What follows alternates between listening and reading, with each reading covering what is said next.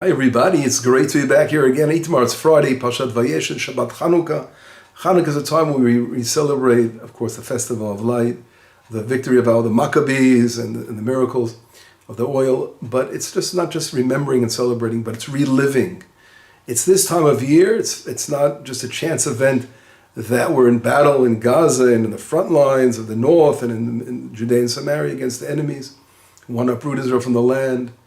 But came out, particularly God wanted us to be in the middle of battle this time.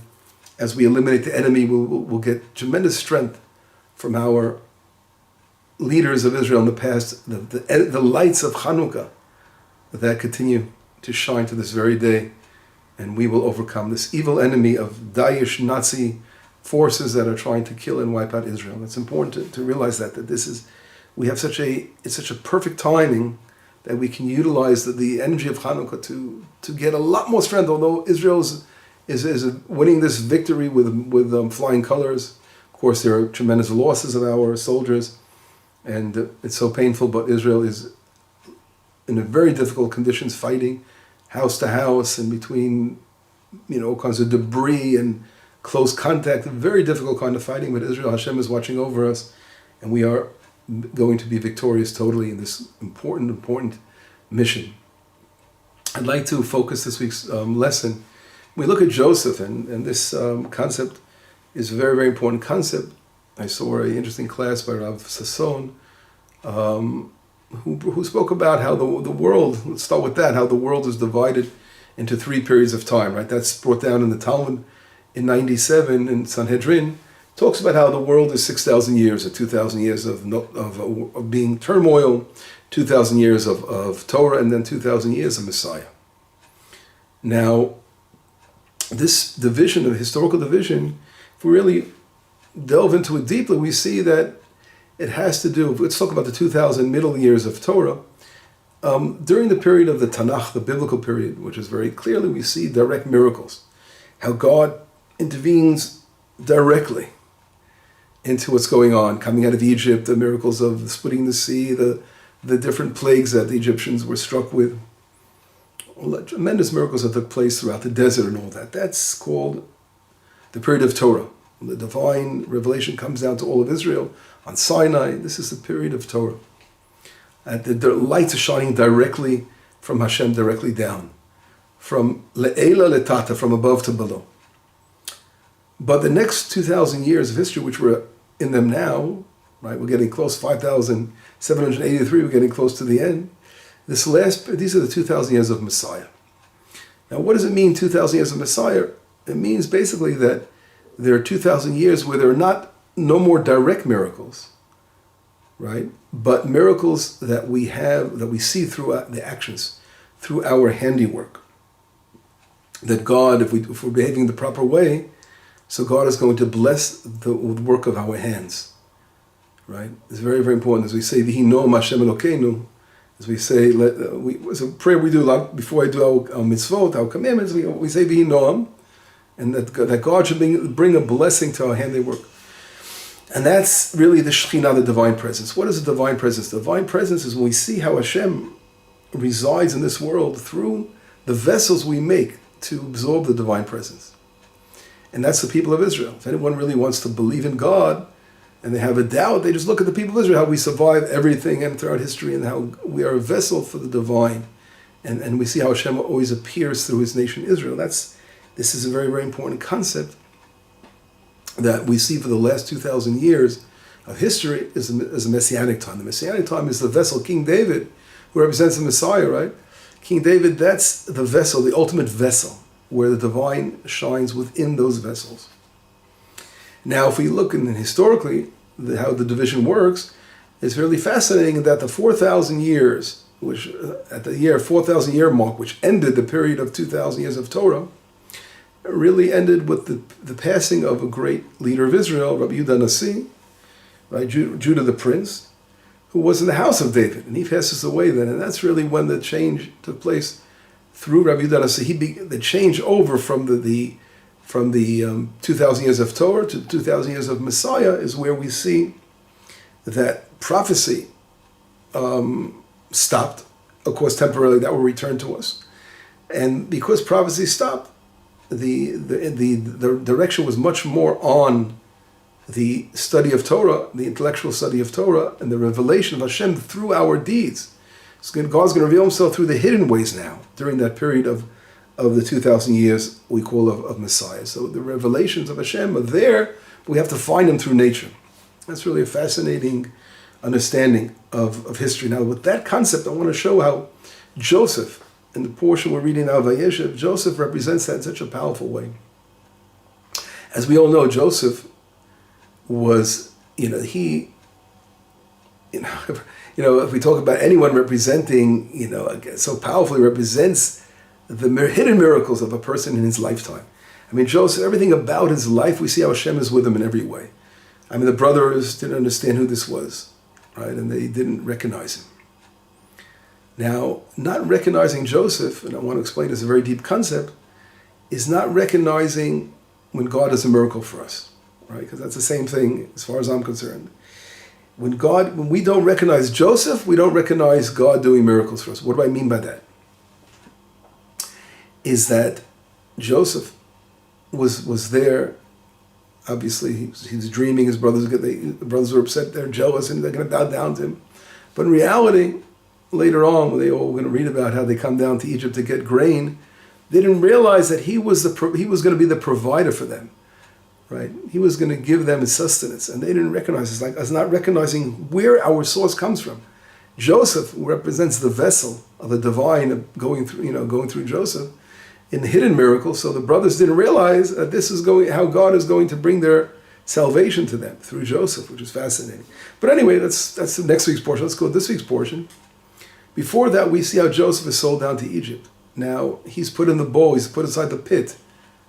Again, in a dark place, no one sees him in there. They don't realize who they're putting in the pit. And then he's sold down to Egypt, right? He's placed again in a dark place of the Egyptian, in Egypt.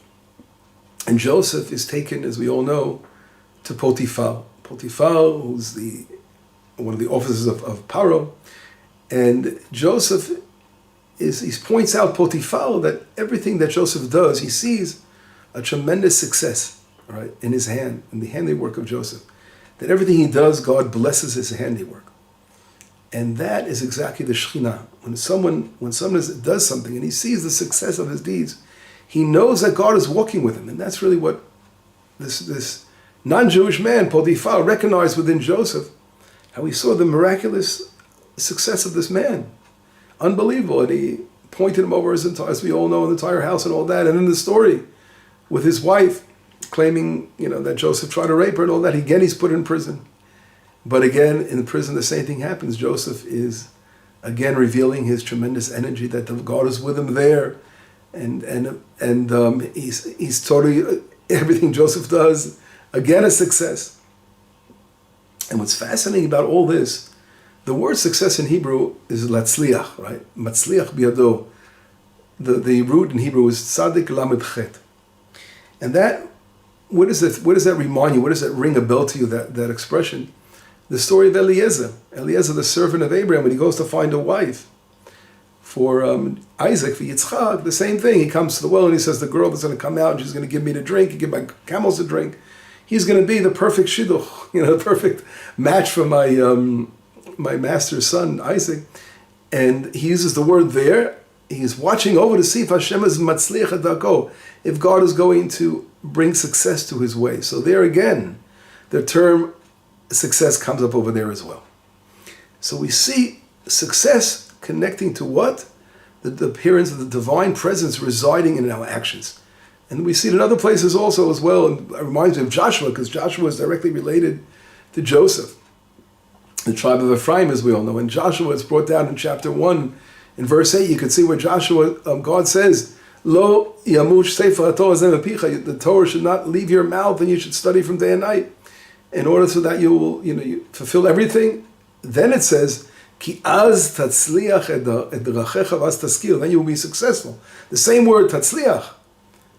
If you follow the Torah, you will be successful. So we see in many different cases. I can bring down another example from Shimshon HaGibor in the book of Judges, chapter 14. We see how Shimshon, it says, Vatitzlach alav ruach Hashem the Spirit of God came upon him, and he was able to rip apart, the lion like he rips apart a gedi, like a little he-goat, a little baby goat. So the idea is that the word latzliach in Hebrew, it's so connected to Joseph. It's connected to the awakening below, that God, when we awaken and make our hands a vessel, the Shekhinah resides in our deeds. And that's really the power of Joseph, what we learn from Joseph. Which is very interesting. At the end of this week's portion, after Joseph's interpreting dreams and the minister of the drink comes along, and Joseph says to him, remember me. And he uses the word remember me twice. And we know Joseph was in prison for 10 years. And our rabbis say, as a result of that, because of that Joseph relied on flesh and blood, he now is going to have another 2 years in prison. Now, and that's something hard to believe. I mean, we're talking about not relying on miracles, right? But what did Joseph do wrong? And the answer was to hear something so amazing, and it connects so powerfully to what we're doing.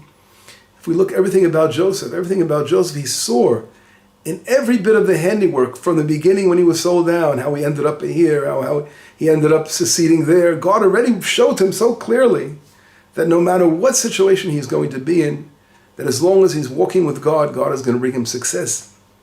So therefore, he didn't need to ask this particular person, remember me. God, of course, is remembering. He saw that God was remembering. Now, and that the whole message of Joseph here was his mistake, right? Joseph, of course, he didn't want to rely on miracles. Of course, he had tremendous faith, but still, God was saying, Joseph, the miracle is in nature. Relying on miracles is when you're relying on a miracle directly. But as long as it's in the framework of nature, there are miracles all the time, and we have to always realize that. And that's what God wants us to learn through Joseph, that the Malchut, the king, Malchut, as we all know, is the next Sphira. We know there are 10 Sphirot, and the next sphere under the Yisod, the foundation, which Joseph represents, is Malchut. So Joseph, has to always make that unification of Malchut, the Hatzlacha, the success. And therefore, in order to bring about that, that's the vessel that we have to create as human beings. That's the purpose of Joseph. So summarizing the whole concept of Joseph is realizing that there are miracles that God does within nature, as long as we make ourselves a vessel for those things to happen. Like, we'll have tremendous success no matter what happens, no matter where we'll end up. God, the providence of the divine is holding our hand and walking with us in our most difficult situations. And this important concept is what the 2,000 years of Messiah represent, is making a vessel for the divine to appear. If we see the story of Chanukah, Yehuda Maccabi, who was Judah the Maccabi? Who were these great valiant soldiers? They were living in a time, as we all know, that during the Second Temple period, the building of the Second Temple was done with the permission of Cyrus. Cyrus granted permission to Israel to come along and build the Second Temple. And the prophecy at that point ended, as we all know, the Great Assembly.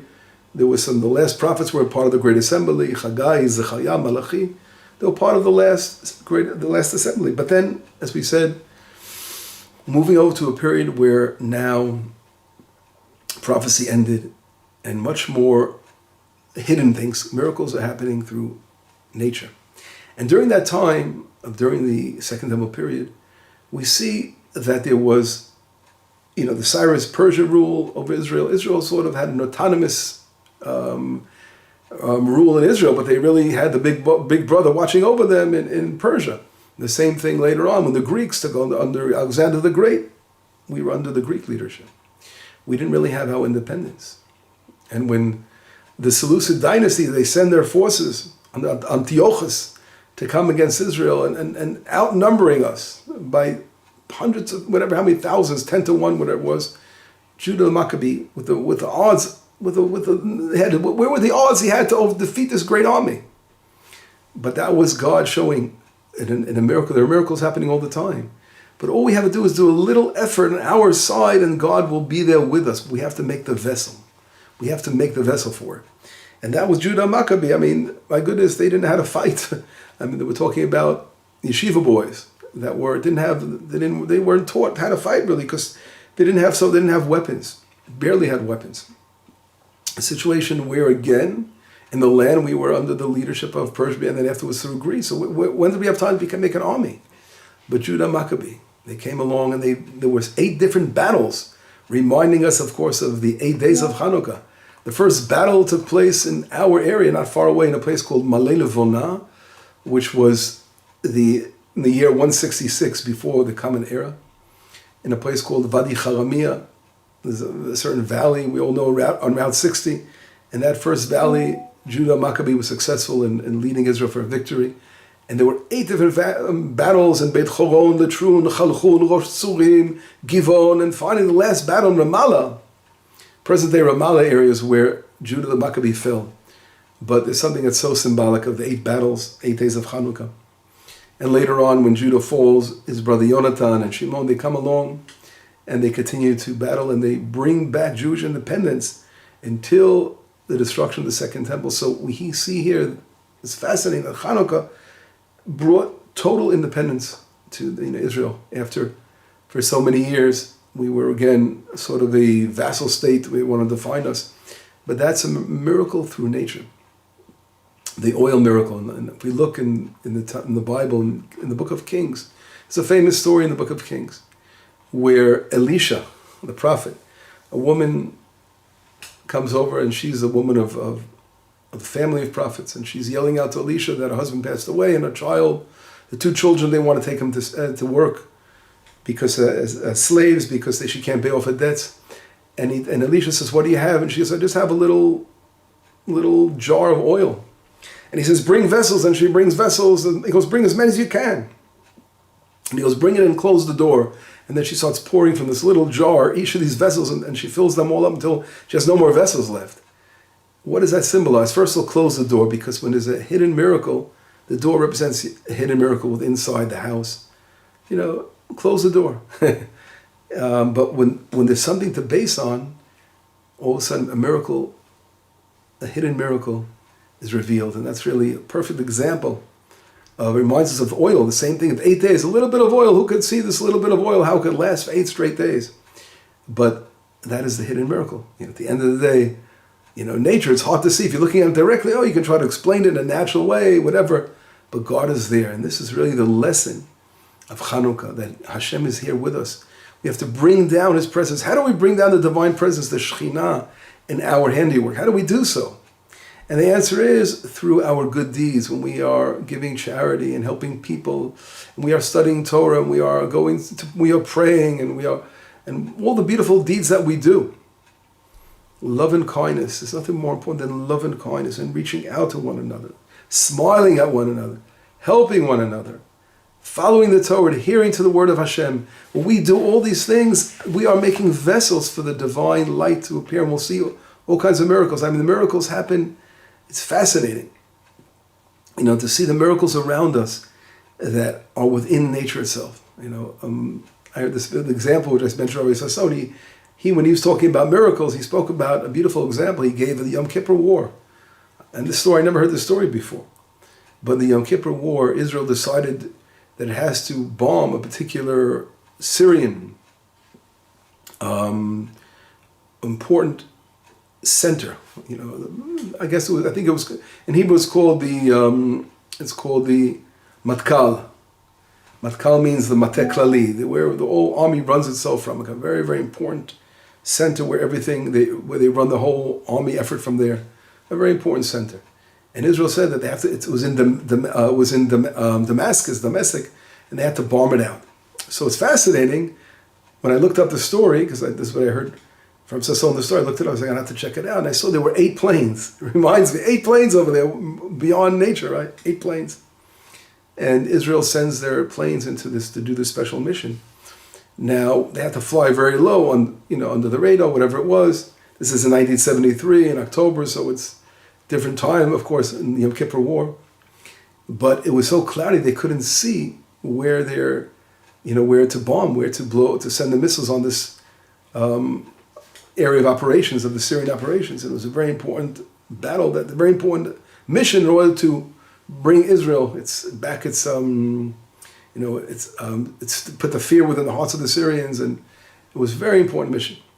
So all of a sudden, amongst all the clouds, something happened. A pocket of clouds opened up, and they looked below. It was like God putting on the when you're putting on the scope, the military scope on the target. So the clouds opened up, and it was exactly underneath the planes where the target they had to fight to bomb. They bombed the area, and it's unbelievable. They didn't even know about this. The Egyptians later on thought, the Syrians, they thought Israel knew, but there were 5 Israeli pilots that were being held in that structure, in the basement area, as prisoners of war. And everything in Israel bombed that whole area, but everything was damaged except that place where they were staying. The doors actually were from the explosion, burst open, but nothing happened to them, and that's why they were blown away. They thought Israel knew exactly where to release their prisoners. They bombed that area. But anyway, we see how God, within the nature, they're in the planes, and one plane is hit, and one plane barely made it back, one pilot fell, and all that. They were within that nature. But the miracle to be successful in the mission, when the clouds opened up and it was literally right over the target, these are the kind of things that we see in the deeds of our handiwork, success. That's when we know we're in the right page. And there's so much talk about, of course, what's going on in Israel and all kinds of things that have to be rectified and cleansed.